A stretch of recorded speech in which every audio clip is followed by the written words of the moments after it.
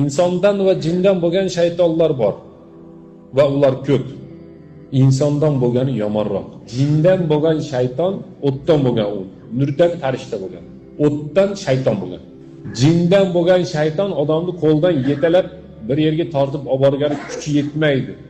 Bitta hamda jindan bo'lgan shaytonni WhatsApp gruppasiga biz a'zo bo'lmaganmiz masalan. Ketdikmi deb bizni WhatsAppdan yozmaydi.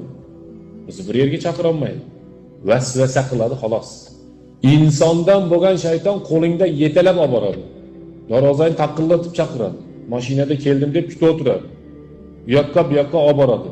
İchmoqchi bo'lsa billa ichiradi, zino qilmoqchi bo'lsa billa zino qildiradi, o'g'irlik qilmoqchi bo'lsa billa o'g'irlik qildiradi, yolg'on gapirish kerak bo'lsa g'iybat qilish kerak, falonchiga insondan bo'lgan shayton yanizda turadi.